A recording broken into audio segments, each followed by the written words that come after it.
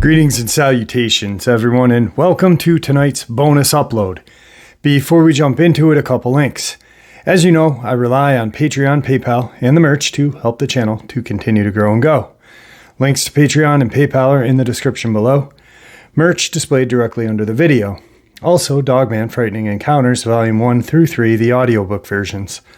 They were written and researched by Tom Lyons, narrated and produced by me, Jeff Nadolny. Those audiobooks are available on Audible, Amazon, and iTunes, the links to which are also in the description as well. And finally, last but definitely not least, if you'd really like to help support this channel to continue to grow and go, simply subscribe. It doesn't cost you a cent. Click that like button. It takes half a second. If you don't want to miss out on any of the informative uploads I put out daily, click that bell icon and please leave a comment. Why? Well, because all of these things, they really do help this channel to continue to grow and go. And folks, they definitely matter. Now, everyone, I have taken far too much of your time. Let's get on with tonight's bonus, shall we? All right, guys. So for a couple weeks now, I've been getting comments, hey, what's going on with the guy in the Upper Peninsula of Michigan? Any updates? And I kind of wanted to wait until I had him on the show. I reached out to him about 3 weeks ago, and we kind of texted a little bit, and he's really busy doing what he needs to do for himself, his family. He's got a job. He's not a content creator. He puts videos up on his TikTok, Foul Mitten. Very nice guy. And I hope in the next maybe week or two to have him on. I'm going to hit him, get in touch with him probably this weekend and see if he wants to do anything maybe in the middle of next week. Just a quick half-hour interview, maybe hour, and see what's going on. He's been going up to the Gifting Rock area and stuff like that. Well, tonight I'm going to share with you some very horrifying experiences out of Wexford County, Michigan. But also, I've got a video update, and that'll be at the end of this video. So let's get into it. The Michigan Dogman. In Michigan folklore, the Dogman was allegedly witnessed in 1887 in Wexford County, Michigan. The creature is described as a 7-foot tall, blue-eyed or amber-eyed bipedal canine-like animal, with the torso of a man and a fearsome howl. That sounds like a human scream. According to legend, the Michigan Dogman appears in a 10-year cycle that falls on the years ending in 7. Sightings have been reported in several locations throughout Michigan, primarily in the northwestern quadrant of the Lower Peninsula. Today's first encounter. I was in Wexford County between Cadillac and Manton, in the Long Lake State Forest with a few friends. We were back in the woods away by the creek, just talking and scouting for deer season. I was throwing stones into a cedar swamp on the other side of the stream when I heard a low growl. The next thing I saw was a shadow moving through the edge of the swamp. Not a clear visual, but I know it was standing upright and walking. Then rocks started flying back in our direction. We found it amusing, so we threw a few more back into the swamp. Then we heard the growl again and branches started breaking. We turned and ran as fast as we could back to the Jeep and got out of there. A little more info on this encounter. He stated that he was scouting for a good place to deer hunt with a couple of friends. It was a place where he had gone before and found plenty of signs of deer. They were standing on top of a ridge with a creek below and a cedar swamp below that. They heard a loud growl and were mystified as to what made it, as they had never heard a growl like that before. He picked up a few small rocks and threw them into the swamp toward the noise to see the reaction of whatever was down there. One of the witness's friends thought he could see something large and dark moving at the edge of the swamp. The witness thought he saw a dark, shadow-like, upright thing moving as well, but wasn't really sure. A few minutes later, some rocks were thrown toward them, one of which was quite large. Shortly thereafter, more growls were heard, as well as large sticks, branches being broken. At this point, the three were quite unnerved and left, even though they were all carrying sidearms. He stated that he has not been back there since, and he has experienced other strange incidences when at that location before that made him uncomfortable. The surrounding areas are part of the Pierre Marquette State Forest and abounds with wildlife.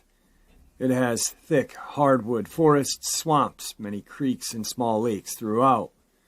It would provide ample food, water, and cover for such a cryptid. Today's second encounter. It was late midnight, and me and my friends were out shining for deer as we came across a field. With the light, we seen this thing crouched down in the middle of the field. But it was out from the road about 100 yards, and as we seen it, it stood up and started to run toward us. So I gunned the gas, and by the time I was at the end of the field, it was right next to the road. I was doing 30 miles an hour plus. A little more detail, he and his three friends were out riding in his truck shining for deer. They had traveled south on Summit City Road and continued south on North 31 Road, all the way to the river shining as they traveled. They hadn't seen any animals on their way to the river, so they turned around to come back up North 31 Road, continuing to shine for deer with their spotlight. As they came around a curve, they shined over the field that was about 300 yards wide and 100 yards deep. At first, they all saw were two amber-colored eyes. They were an amber color, but the eyes were not reflecting like a deer or any other animal they were familiar with. The witnesses couldn't explain the difference, but he stated that the eyes just looked different than any other animal that reflected light. Then the teens noticed that the eyes belonged to something large crouched in the field. They watched for about a minute until it stood up. At that point, the teens were so afraid, the witness, they jammed the gas pedal to the floor and got out of there. The animal ran toward the truck, diagonally across the field, and by the time the truck reached a residence, it was within 10 feet of the truck. The witness said that he had reached at least 30 miles an hour by the time it caught up with them. I have never seen anything run that fast in my life. That thing came running toward us faster than any man could run. The strides were 3 times the normal man's stride. At that point, it disappeared into the tree line. They then described it as having very long arms, and it was like his arms swung with mechanical control, as if the creature realized there was a specific way for his arms to swing to run that fast. The witness described hearing heavy breathing as the creature started running, and its footfalls like those of a pack of horses. All the noise from the gravel road and the speeding of the truck made too much noise to hear anything else. They did say that they felt the charge was a territorial statement rather than a direct threat. All the teens came away from the incident deeply frightened and wondering about really what was out in those woods. They then described the creature as at least 8 feet tall. The body was covered with matted, rusty brown hair. Shoulders were about 4 feet wide. The body of the creature was bulky and massive. He has never gone back to that area and will not go into the woods without carrying some type of protection. He also stated that he makes certain he's out of the woods before nightfall. The 3 friends that were with him do not talk about the incident, but they feel the same way about being into the woods. The one friend, who is female, will not go outside after dark unless she is with someone else. When the incident first occurred, They did share their story with some friends, and the friends divided them up into different rooms for questions. All their stories described the same scenario. Today's third encounter. Let me start out by saying I grew up in the woods of northern Michigan. I was 18 at the time. I've hunted, trapped fish, just about every critter in those woods since I was a small child. And I've never experienced anything like this that couldn't be attributed to anything conventional before or since. The night started out normal. My ex and I departed for a night of coon hunting. We released the old black and tan hound about a mile from where the encounter happened on a large creek bottom of Fletcher Creek. Just north of 8 Road, where the creek crosses the road, this was around 9 o'clock. The dog took off across the thick creek bottom, heading west, then north, crossing an open meadow and some pine trees before striking the coon's scent and quickly treeing a coon on the edge of the large swamp in a big white pine. Everything was normal so far. We didn't have a gun with us that night, so we quickly loaded up the dog and took off to another. We released the dog again where the road, possibly 5 or 5.5 road, intersects an old beaver pond, where she promptly struck a scent and made a large arcing track north, then east, then southeast, covering a few miles of dense forest quickly. I soon realized the dog had struck a bear or a bobcat track, as she had chased and treed both in the area and never chased trash deer or coyote, and was covering ground quickly in a circle, so we decided to intercept the dog on the next trail. By the time, around 10:30, we got ahead of the dog, she had treed whatever she was chasing, about a mile south of the road. I don't know the name of it. There is a hunting pen and an oil well at the end of it, so we set off unarmed with 2 lights, nearly dead after about 1.5 miles. Whatever she was chasing took off again, this time easterly. Assuming it was a bobcat, I shut off the light and stood silent. A bobcat will jump a tree and run if it sees a light coming. The dog promptly treed or bayed the animal it was chasing again about 1 mile away. We headed the way using the light sparingly again. The animal ran. After repeating this another 2 or 3 times, we finally closed the gap to about 300 yards. Then suddenly the dog went silent and ran straight to us.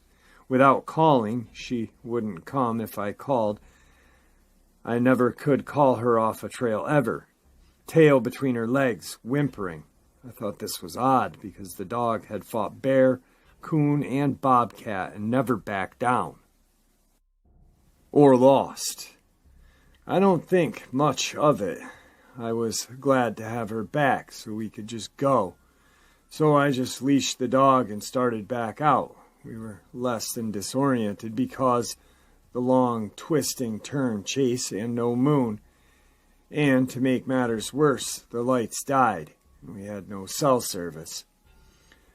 After about an hour of walking in what I thought was the right direction, I began to hear something big trailing slightly behind and to the left of me.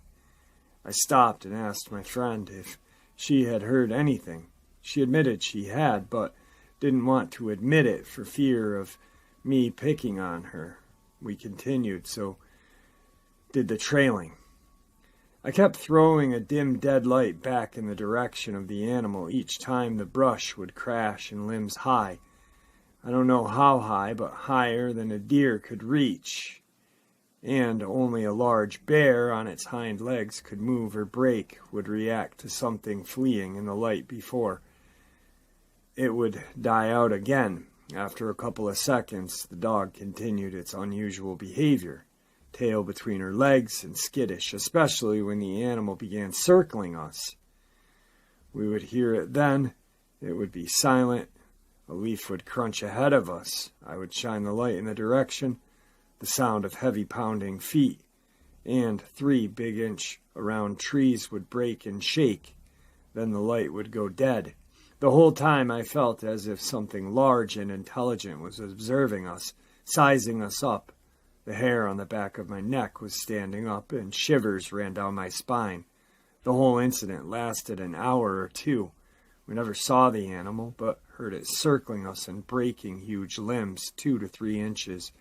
They were being broken within 50 feet of us, and less. And we never saw the animal, just the vegetation around it being broken and moving. After it fled our light for a brief moment before the light would die, it was almost as if it were deliberately breaking trees to intimidate us. Or that was what it felt like. I never looked for hair or tracks. There was a good foot of leaf cover, so tracks would be unlikely. I assumed it was a bear, but there was no woofing or jaw-popping, both of which I have heard before, and I don't believe the dog would have backed down after treeing and chasing a few already. I don't know what it was. The only other strange occurrences I had occurred within about a mile of another 3 weeks or so earlier when a dog treed a younger bear. We left the tree to immediately hear a low cry, like that of a juvenile animal, a yahoo. At first, in the distance, then 50 yards away, we attributed it to a younger bear calling for its mother, and left reflecting on it later. It was unlikely any bear sound I had heard. Death cry, roar, growl, nothing. I don't know what it was. It was raining, so hard. Perhaps the sound was distorted. Today's final Wexford County encounter. A friend and I were bow hunting in October of 2000. We found an area we wanted to hunt the day before. We had hiked into the woods together. He chose a spot down by a creek overlooking a small swampy area. It was down a deep ravine. I continued on further down the path and found a spot and sat down in the tall grass. Neither one of us had a tree stand. I'd sat down for a couple of hours and was awaiting the time my friend and I call crunch time. That is the time when the wind usually calms down and the deer start to move. Off to my left, I could hear what sounded like an animal moving very quietly. I'd like to add that where I sat, there were a small hill between me and the spot where I had hoped to ambush the deer. This animal kept quietly rustling about, and I moved from a sitting position to a crouch, getting ready to take a shot. All of a sudden, a very large tree started to shake violently, and whatever this animal was let out this roar, scream that scared the hell out of me. I could see up into the tree and saw nothing in the tree. I couldn't see the bottom of the tree as it was obscured by the small hill. I immediately got up and ran all the way back to the truck. When I arrived at the truck, 2 DNR officers were waiting to probably check our licenses. One of the officers was male, the other a female. The officers questioned why I was running. I told them that what happened and also told them that my friend is still out in the woods. One of the officers unsnapped his holster, but didn't pull out his pistol. At this time it was dark. We walked into the woods looking for my friend. After a short walk, we could see his flashlight. The first words out of his mouth were, "Did you guys hear that scream?" I told him I did. He also elaborated that immediately after the scream, 2 deer ran through the swampy area at full speed. We all walked out of the woods together with the officers instructing us to leave. They didn't even bother checking our licenses. They were at a loss to explain what had happened. I have since bought a trailer down on the road in Manistee County, and am in that area quite a bit. And looking back, the thing that scares me the most is the fact that this powerful animal was very stealthful until it wanted me to know it was there. This area is known for the legendary creature, the Dogman. At about 1 a.m. to 2:30 a.m. this morning, I was on my way to the gifting rock. I was about 65 yards away when something very strange happened. I could see a light coming from the rock. I stopped, kind of hunkered down in the bushes and started watching. Wasn't sure what to make of it until I seen the first little light go out and another light appeared to shoot straight up out of the rock. So at the beginning of the video, it's very dark, but just keep watching it anyway. You'll see the light. Also, at the end of the video, the very end, there's something very interesting there too that I'm telling you scared the living snot out of me. I just wasn't prepared for it in any way, shape, or form. And yeah, things, I'm going to tell you, when you're trying to film these things don't really go as planned usually. It's heat of the moment kind of stuff. So anyway, watch the video. Let me know what you think. Thanks for watching, guys. All right, guys. I'm kind of hiding in the bushes here. I'm about 100 yards. No, I take that back. 65 yards from the gifting rock. And there's a light back there. Oh, shit.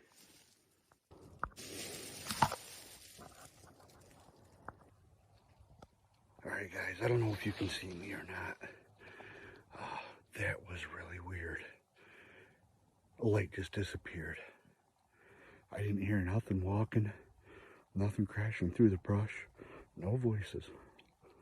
So I'm gonna hide in this grass, this brush, just another 5 minutes, and then I'm gonna go up there and see what the hell's up there at the rock. That is strange. All right, guys, I'm gonna get the rest of the way up to the rock. I have no idea what the hell that was. I didn't hear anything walking off, and that light, nothing on the rock. Nothing. Whatever it was shot straight in the air. And as I was walking up here, it sounded like something in the top of these trees. I don't know. Sure is weird though. It is spooky. Oh, one more mystery. Oh my God. Nothing on the gifting rock. It's the second time in a row now. What the hell was that? All right, well, I'm getting out of here. I gotta drink some water and I'm going.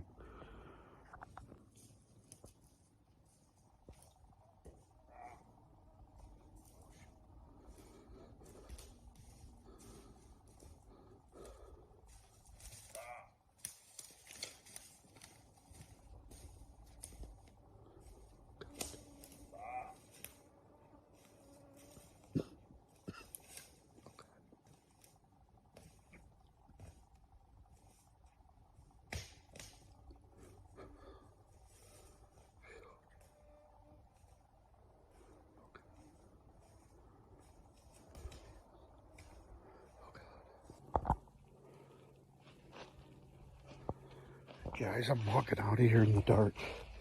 I'm not turning on my lamp. I don't want that thing to see me. And I was not prepared for that close of an encounter. Not out here, not by myself, not right now. That was insane. Oh, what a freak that was. All right, guys, I'm out. All right, guys, very strange light anomaly. At first, I thought it might be an orb, but now it really appears that there may be a portal on his property near that gifting rock. There's a lot of kind of debris in the area, and there's a lot of, I guess, proof of Bigfoot, Dogman, whatever. I'm really not sure. I know that both have made X kind of things with sticks and trees and stuff, but it seems like there's an awful lot out there. I really think that there's a portal in that area and something is coming out and really messing with him and his family. So that's the update. I hope you guys enjoyed it as much as I enjoyed sharing it with you. Once again, Foul Mitten. With that, stay safe, happy, healthy, and ever vigilant. Keeping an eye on your pets, your children, your loved ones, because these creatures are out there. They are for real. God bless you all.